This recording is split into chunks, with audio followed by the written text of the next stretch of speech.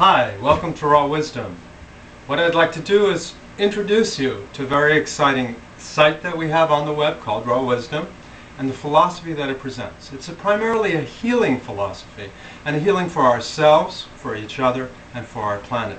And certain issues are very important when we're trying to heal ourselves, namely to heal our way of perceiving the world, to heal our way of understanding the world, so that we can integrate the whole of what we're doing to allow us to truly and deeply heal.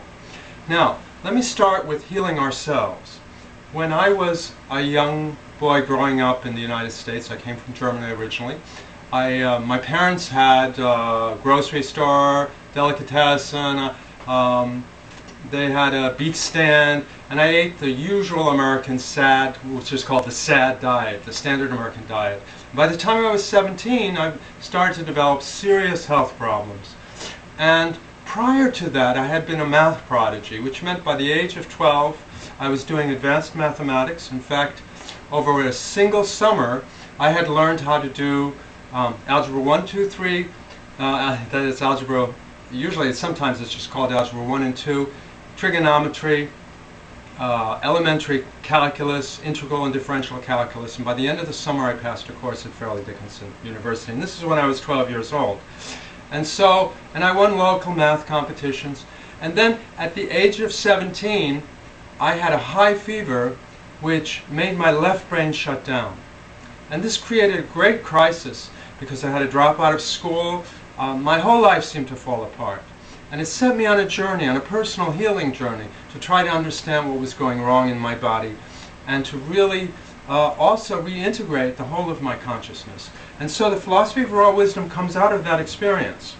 Secondly, I was born in Germany and to a Holocaust surviving family. And as a result of that, I developed kind of a very deep feeling for anything that so blatantly harms life. And today we are still living amid an eco-Holocaust where species on a whole cell level are dying all over the planet. It's estimated that as much as 25% of all species, plant and animals, are already threatened with extinction. And some estimates go as high as 50% by the end of this century. The third major influence in my life in terms of healing and a consciousness of what is healing is that I decided to become a naturopath. And in dealing with patients, with others that I want to help heal, I see that we are in the midst of many different health pandemics. And usually the approach I take is that of natural healing, of introducing diet, of introducing lifestyle changes.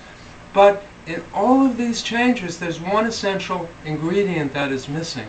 And it's also missing in the environmental approach and in the self-healing approach, which for me is to develop an entirely different mindset. That is, it's not only important what we take into our bodies and whether we put chemicals on our skin or we take in foods that are of high quality or not, but it's also just as important what we take into our minds. What is our mindset? What is our worldview? And so the orientation of raw wisdom is to change that mindset, to actually heal that mindset. Now, what is the Western worldview which sets the culture, the collective understanding of the world? It is the worldview that was established 400 years ago in the 17th century. A quote I use to epitomize the kind of focus of that worldview is from René Descartes, and where he said that the crying of animals is nothing but the creaking of machines. We have literally a mechanical worldview, a machine-oriented worldview. And the essence of that worldview, in my opinion, goes against what is, and does not recognize what is the life principle in nature. And so the foundation of that mechanical worldview is the belief, is the ideology that nature essentially can be understood, its deepest secrets can be revealed through the symbols of mathematics. So what are the symbols of mathematics, right? We have the number 0, the symbol 0, the numbers 1, 2, 3, 4, 5, 6, 7, 8, 9, 10. I don't know if you can see this on the screen here. So. That's okay. But essentially, this is something that a mathematician, a physicist, a chemist would put on the blackboard to teach students or use in a laboratory because they're marks on a ruler or on a micrometer or some kind of measuring tool, a scale, or whatever it may be, a thermometer. Somehow nature was going to be reduced to numbers. And you ask why? Why are these little squiggles on a blackboard describing the essence of nature? And it goes back to the 17th century. And what happened was that Sir Isaac Newton began to explain how the motions of the largest objects in our cosmos, the stars, the planets, seem to follow the laws of mechanical motion as described mathematically and predictably. The second major impetus to support this worldview were experiments that showed things like the rolling of a ball down an inclined plane followed certain mechanical laws of motion. And so this worldview became ingrained. And it was very exciting in the 17th century to have this worldview because it promised now, through unveiling these secrets of nature, that man would become master of nature. He would become the ruler of all that exists around him. And in fact, that worldview delivered the Industrial Revolution. And the Industrial Revolution had many, many fabulous results that were of benefit to mankind. And among them was the fact that it created labor-saving devices that took over the mechanical chores of life, which are kind of anathema to life because life likes to be creative. And so one of the impacts of that was to ultimately abolish slavery in our civilization, because machines took on the role that manual slave labor had once taken on. The only problems with the Industrial Revolutions were really some social problems, such as the exploitation of workers, and which Marx and Engels pointed out, and apparently that was resolved early in the 20th century through progressive economics, the policies of Franklin Delano Roosevelt, the creation of Social Security, all these things, the advent of attempts by socialism to reform capitalism, and all of that meant that both conservatives and liberals were going to both, maybe in slightly different ways, but they were both going to continue the fundamental development of the Industrial Revolution of our commercial society to greater heights, just kind of tweaking the wheels to make it work better.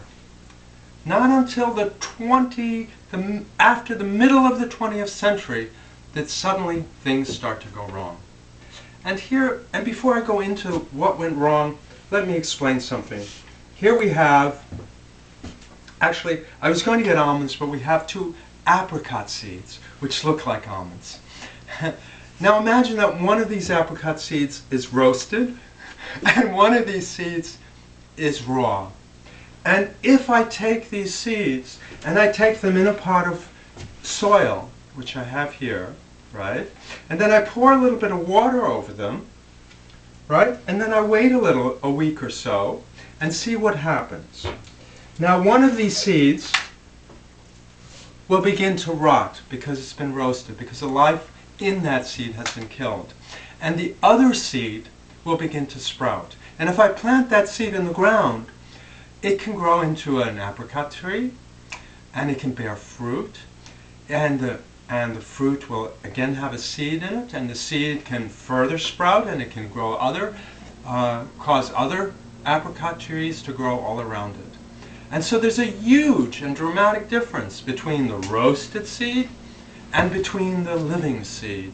And yet if we take both seeds and we bring them into a laboratory and we subject them to the mechanical, the mathematical worldview, they will look almost identical. They will have the same potassium, calcium, magnesium, all the same minerals under a laboratory assay using our ruler and our precision measurements and the finest of scientific knowledge, and yet they're dramatically different. And what's missing is the understanding of the life principle.